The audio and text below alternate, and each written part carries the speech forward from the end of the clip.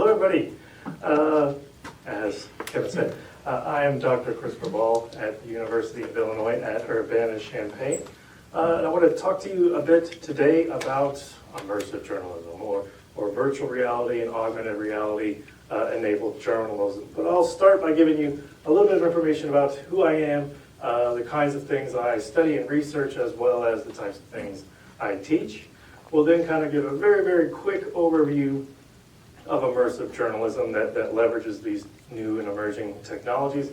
Then we'll talk about what the state of the field looks like today and some of the stuff that you all can do today relatively easily and cheaply.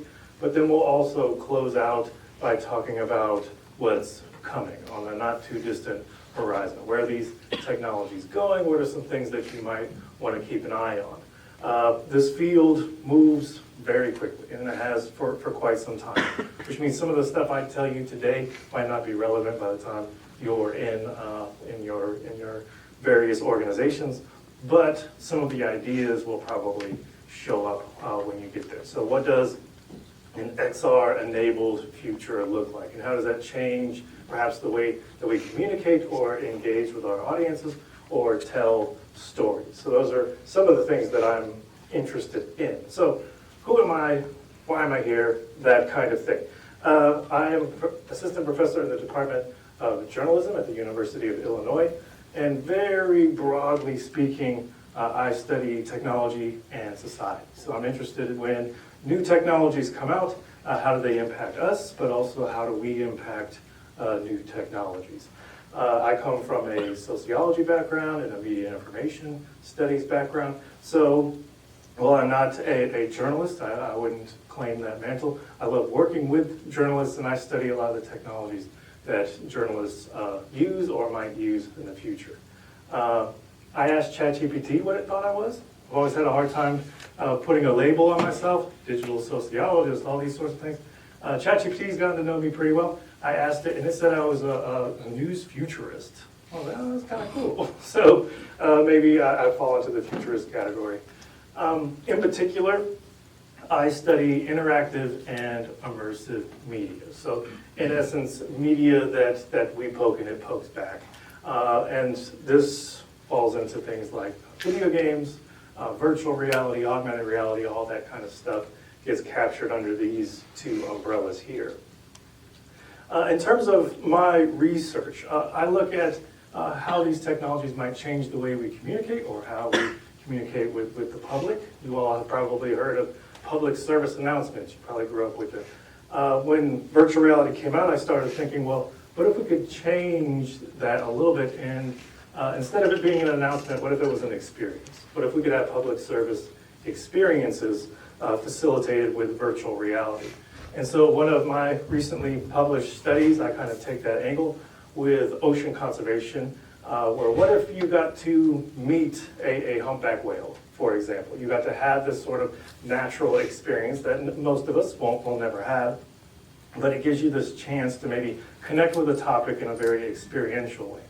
And I found that, yes, meeting a virtual whale does improve your connection to nature, your pro-environmental attitudes, things like this. So it might be a way for us to communicate with the public differently. There's a lot of talk about these technologies in educational contexts. A lot of people are interested in how do we integrate these technologies into classrooms. I've also published research on comparing augmented and virtual reality in educational contexts. What are the pros and cons of these two technologies in education that we need to know about if we start rolling these technologies out into the field? Their strengths and weaknesses to each one. For example, in virtual reality, you have so much information being fed to you that your cognitive processing is at max capacity, which means you're less likely to pay attention to lectures, like this one right here.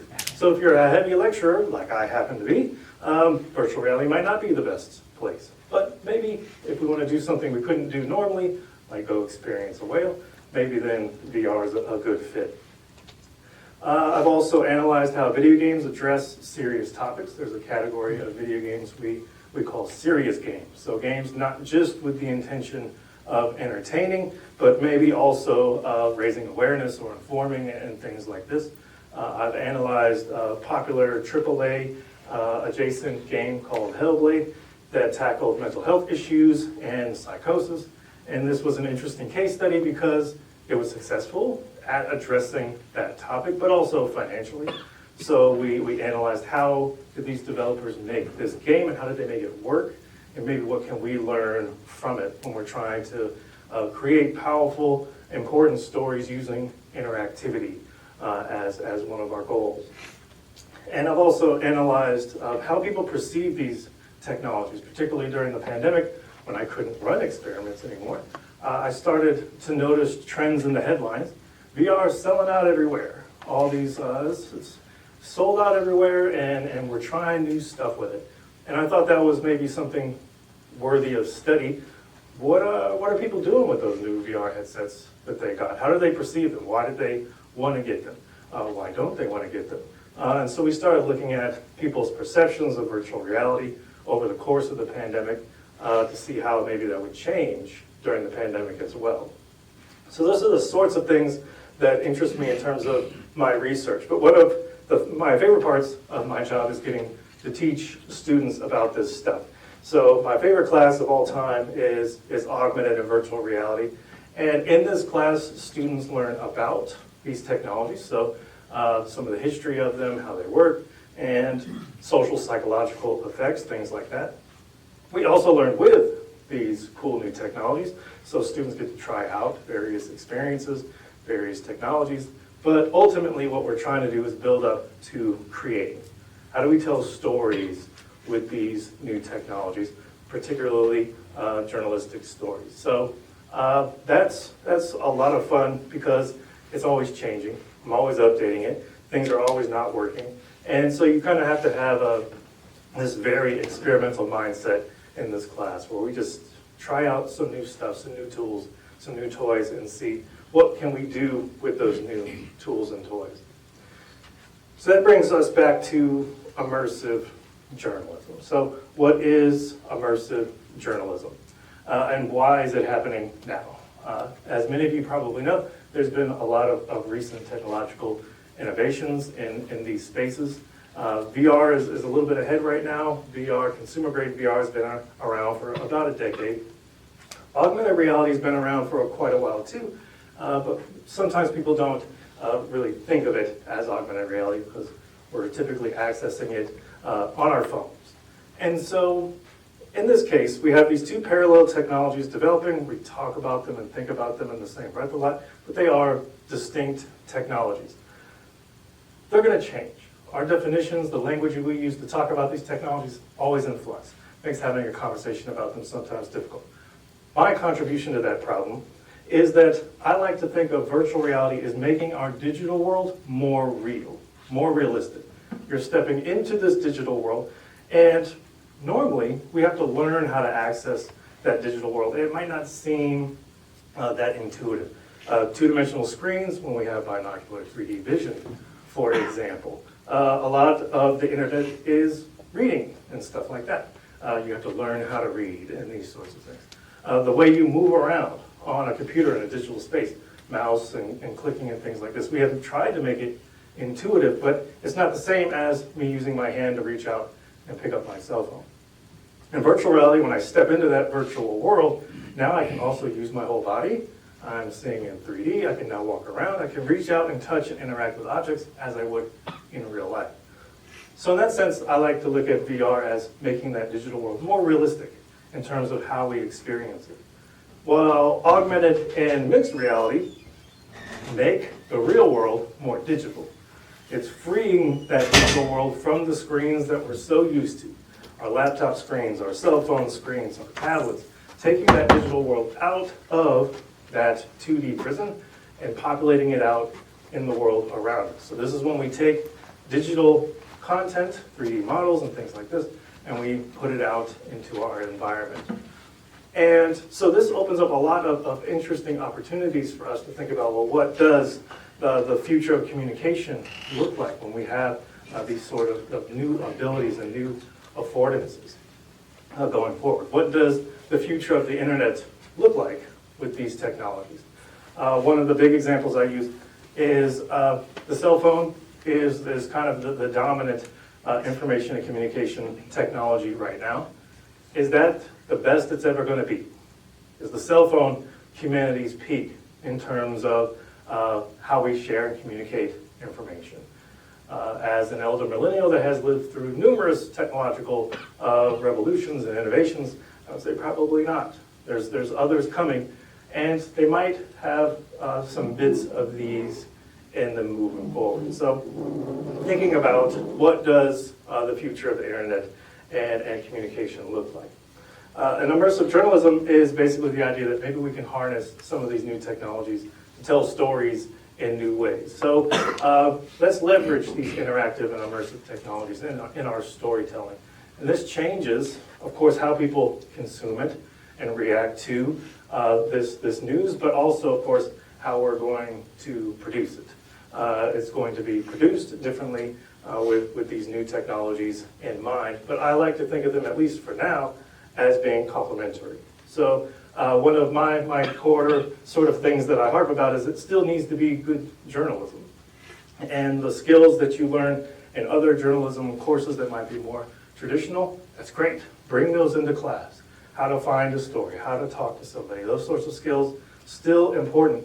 Let's just add in some of this new immersive tech and see if we can maybe add to that story and tell it in a slightly different way. So I could go on and on about that definition, but I'll let Nani de la Peña say it best because she is the pioneer of immersive journalism and also commonly referred to as the godmother of VR, partially responsible for that big consumer boom in VR about a decade ago. And she said, immersive journalism is the production of news in a form in which people can gain a first-person experience of events and situations. And so that's one of the things that excites me about these technologies is that we as humans have been trying to figure out ways to connect with one another and communicate through all of human history. And we leverage these new technologies to do that, whether it's television, the printing press, so on and so forth. And these technologies are the next step in that, where maybe we're getting closer and closer to being able to communicate experience with these technologies. So we have a lot of cool examples of immersive journalism. If you want to look up some of the kind of pioneers in this space, Harvest for Change with Dan Pacheco at Syracuse. We have Ray Soto, USA Today, and The Wall. Robert Hernandez, The Deported, over in California. And of course, Nani de la Peña with Hunger in LA. So we have examples of journalists that just thought, let's try. Let's see if we can create these sorts of immersive stories. And we're successful, like The Wall, for example, won a Pulitzer not too long ago. And the VR component is a part of that overall story. One that popped up on my radar recently that I really liked was called Fragile Home. And so one of the things when I say like experiential, how do we give people experiences of the news or events or connect them to our stories in new ways? And so a journalist and creative in the Czech Republic, a group over in the Czech Republic, decided to create this XR story about the war in Ukraine that they call Fragile Home. I think this is really interesting as an example of the tech because it anchors that conflict that for a lot of us is a sea away. Maybe it's not something we think about on the daily, it's not a part of our daily lives, and tries to anchor it in a very personal space, our homes. So in this example, they are scanning your actual room, and then they are transforming it into a more typical Ukrainian household. They actually use photogrammetry techniques to scan typical like furniture and dishes and things like this, and then putting those into your environment. So you kind of get this experience of a typical Ukrainian household. And then of course, also what it's like to lose that and how this household could be destroyed over the course of this conflict. So taking something that might be abstract and distant and trying to make it more experiential and anchored in some place where we all really care about our home. And so that's kind of a more recent example of the kinds of things we can do with these new extended reality technologies. So what do I think of in terms of the field today and what I try to equip my students with right now. And this changes from year to year, semester to semester. But one of the big kind of events that happened in this space about 2 years ago is Apple finally entered into that XR space with their Apple Vision Pro headset. I don't know how much you all know of this headset. Very high-end, very powerful, very, very impressive technology. Also extraordinarily expensive, $3,500, which means even I, a professional, does not have one. So I'm really hoping Apple Vision Pro comes out at some point, and then I can jump on this bandwagon, because even I won't drop $3,500. But Apple was very clear with this. They've done this before. They wanted to release technology today that would change things tomorrow, further on down the road, but give you kind of a taste of what the future might look like. And so when they were showing off Apple Vision Pro for the first time, there was a small clip in there where this woman is sitting here reading the news. And I was like, oh, wow, this is so cool. Like, we're right here in the first presentation of Apple Vision Pro, the news is represented. Of course, journalists are innovators. They've been using these technologies and leveraging them for interesting ways this whole time. So I was really excited to see it.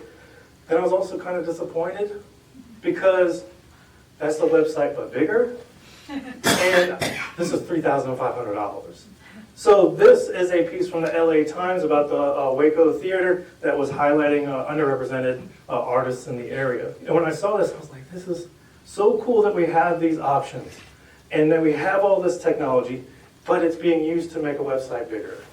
And that's great in some ways because it's backwards compatible, right? The work that we have done and we will continue to do is still accessible in these spaces. But does it justify the existence of that space? Probably not. So at this time, I started to think, well, what would I want it to look like? What would I want immersive journalism to look like? And I would want it to be where I could take an art piece from that exhibit and pull it out into my environment. Hold it in my hands or put it on my coffee table and admire that piece of work. Or maybe take a piece of art and hang it on my wall. Or maybe I want to go there virtually, right? So I would use the VR travel app to go to the street view and experience it in VR, but I can't go inside. I'm limited to the street. I can still see there's a cool retro wave bar down the street, stuff like that, but I'm trapped outside. I want to go inside. I want to be able to explore that space on my own and take those objects and bring them into my home. And I can do that. It's a website, but bigger. So I started trying to think of ways that maybe I could prepare my students for that. And so a lot of them come into my class with absolutely no XR experience. That's my ideal situation. I'm fine with that because it seems intimidating. It seems like something computer scientists do and that the humanities or the social scientists can't do. But they can. It doesn't have to be that intimidating. So I try to find ways to produce stories or content for these platforms that's relatively cheap, easy, and fast. And some of my favorite techniques involve omnidirectional cameras or 360 cameras and advancements in 3D modeling techniques that don't require you to have any 3D modeling skills. So I'll talk about those two examples in particular. And so what I try to do is I call it the stacking method. Well, let's learn about these new technologies. Let's learn about their effects or what have you. And then let's play around with them. Let's start small. A small scale project, a small scale story. And let's build up towards a larger scale story. And then once we have a relatively firm grasp on the tech and the skills, now let's try to find the real story and see if we can apply these technologies to tell that story a little bit differently. So these are omnidirectional cameras. There's many brands in this space now. The price has gone way down in the past 10 years. The quality has gone way up. And now you can get a pretty good one for around $500. And in essence, these cameras have two fisheye lenses on both sides. They're capturing a little over 180 degrees. We're then stitching both halves of that footage together for a full spherical capture of an environment. Once we have that full spherical capture, somebody puts on a headset, we plop them in the middle of that sphere. So in terms of interactivity, I said VR is cool because I can engage with it naturally. I can pick up an object. We can't do that here. This is relatively low level of interactivity, but it's still there because now our audience can choose where they want to look. for better or worse. They can choose where they want to look. So they can now direct the experience and be fully immersed in it. But this is a limited kind of virtual reality, not interactive in the truest sense of the word, and also what we call 3 degrees of freedom. So in here I can look up, down, left, right, I can tilt my head, but I can't walk around. And that's where a lot of the power of the medium comes from. So we'll address that limitation in the technology of tomorrow portion. So let's look at a small scale project. So one of the first things we do is we try to find a cool space, and we try to capture that space in 360 and create a kind of virtual tour of that space. This became very popular during the pandemic. The housing market got cued in on this, and virtual tours started to go way up. So we try to take that housing market sort of software and apply it to telling a journalistic story. A quick tutorial as I go through these examples. If you want to try any yourself, there's QR codes up in the corner. Some do have sound, so you might want to mute your phone, but feel free to check them out as we roll along here. So this is called a tiny planet perspective, where we have captured a 360-degree photo. We've warped the perspective a little bit so it looks like this cool little tiny planet. Let's look at how it actually functions. We'll ignore that. There we go. And so now I can look around and I can explore. This is our Memorial Stadium here. And so we can populate it with information, for example, history about the places and events. I now have agency where I can move around in this space. So I can go up into the broadcasting booth and I can look around up here and get to explore these sorts of areas on our own, adding in that interactivity and that agency.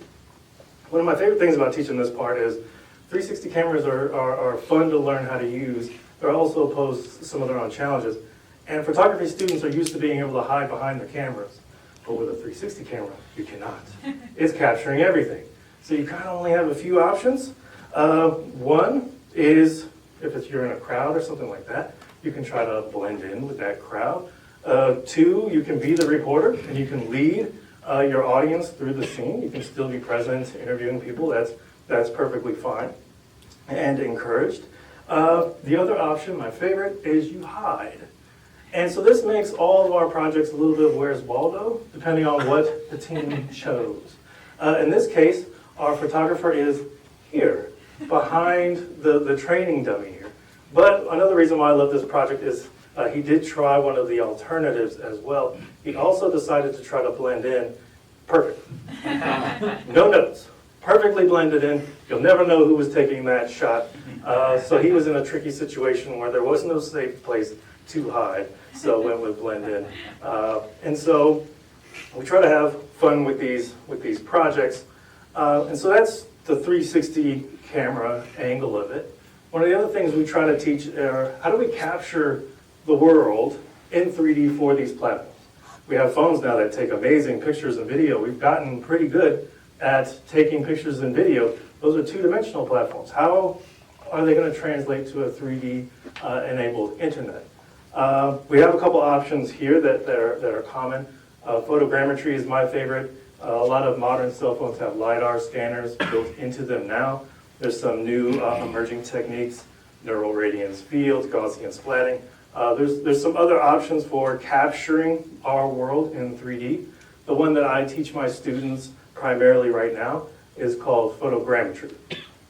To give you a very quick overview of what photogrammetry is you basically take a bunch of pictures of an object using geometry and math. We line up the various pixels, and so we can turn these pixels into this 3D point cloud and create an object, a 3D object, out of those pictures.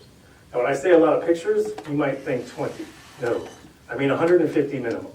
A lot of data that was needed to make this magical math work, or at least make it work effectively. Take 20, I always tell my students, take 20, you're gonna try to do this assignment quick. Go ahead and take 20 and see what happens. It's always some sort of Frankenstein, it's horrible. So take your time on round 2. And this is an example of a small scale project. I send them home, find something that you care about.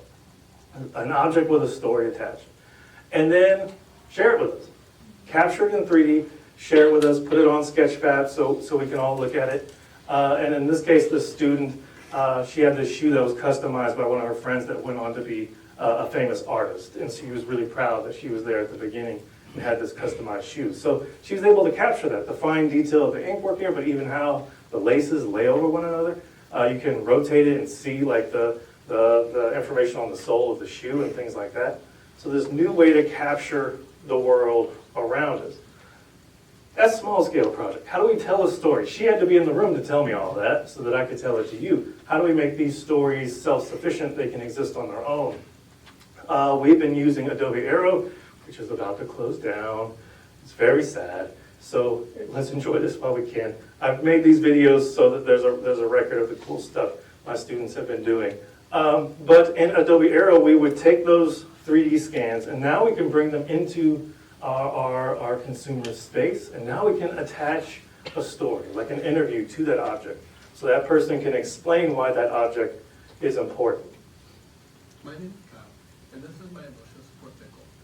My mom dropped a champagne one day to drop them off for me when I was really busy with schoolwork. Sometimes when I feel overwhelmed and want to drop out of college to start a band, I look at my happy pickle to remind me it'll all be worth it. So in this case, she found a classmate that had this keepsake given by their mother, this cool crocheted, I know there's a name for these woobles or something like that, these cool little crocheted animals and things. And so the 3D model is so cool because you capture that crochet texture to it. So the details, you can read the message on the emotional support pickle. So now we can actually put it in the environment and attach that story. So now we can have that story of the actual person explaining why this is important. So we're moving on up. We're trying to get from a small scale story up to a larger scale story. So now we've figured out not only how to make a model, but how to anchor it in our environment with AR.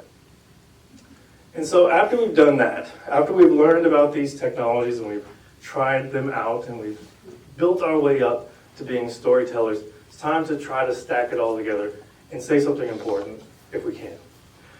And so we began working on this Tailoring Hope project. So some faculty and I at Illinois campus, we started this Illinois Partnership for African Women's Health Narratives. We wanted to highlight women's health stories around the world.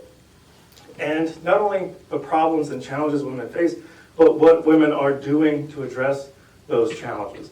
So a bit of solutions orientation to that. Let's find these problems, but let's find the people that are trying to solve them and give them a platform and a voice. And our first kind of inaugural project with this partnership involved period poverty in Sierra Leone, Africa. So period poverty is a global issue where women don't have access to period products and things like this, but there's also stigmas surrounding them, and there are real downstream ramifications of these issues. One of them is young girls like those in Sierra Leone, when they are shamed for this natural part of life, they don't go to school. So you end up staying home and you end up missing large portions of school, so up to 20%. And some students just drop out entirely. The downstream ramifications for that are huge. If girls can't get an education, then we have fewer women that are leading in government and things like this. And so we wanted to highlight this problem, but also this local NGO that was trying to address it, called Umentalk. Umentalk loosely translates to Women's Talk. There's this organization of women who are trying to address this by going out into the schools, educating young girls and boys about their sexual health, and then also providing handmade period kits for the girls so that they don't have to miss school anymore. And so once we started working on this project, we started sending teams to Sierra Leone to cover this project in a typical sort of journalistic way. But then we started throwing some of my AR/VR students into the mix too. And we're like, can we also add some AR/VR components to this story? And so this is an example. So we started silly with the emotional pickle, but what if we could capture some of those kits from Sierra Leone and bring them into people's homes? Welcome. Tap numbers as they appear to learn more.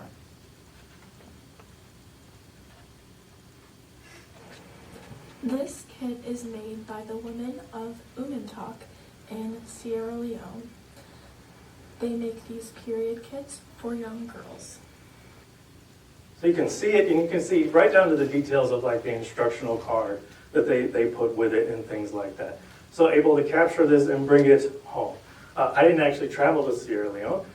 My students did, and so they were bringing these artifacts back, these experiences back with them and sharing them with me, which was really cool. And so one of the other things we wanted to do was we wanted to use those 360 cameras. We were trying to figure out, well, how to tell this story. And there was this one girl that was in middle school that our students talked to during their first trip, Khadijah. And she shared this really powerful emotional story about when she got her first period and how she was ridiculed for it, and she didn't go to school for 2 weeks. And then the women of Umantak came and alleviated some of that shame and provided her with this kit. And then we went back a year later, and she was doing so much better. She was doing, it was this full arc from this terrible event she had gone through to now she was empowered. And so when we went back with the 360 cameras, we're like, well, let's try to frame this in a day in her life and follow her around and see what her day is like. So we start in the beginning as she's just getting ready to go to school. She lives on her school ground, and we just followed her through the day. So we have things like the morning assembly here in the morning. I love this because this kid's my favorite, easily my favorite. But yeah, so everybody's dancing. We get out into the crowd so people can experience what that morning assembly is like. Some really cool shots here. And then we tried it. What does school look like? What does a typical day in class look like?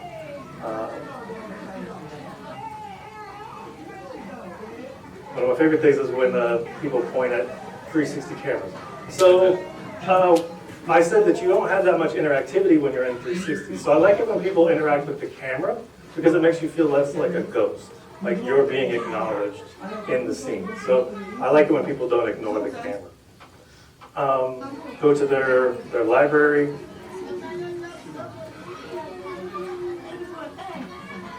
And eventually we close it out in the evening. Khadijah, as one of the older students here, she helps prepare dinner for everybody after school.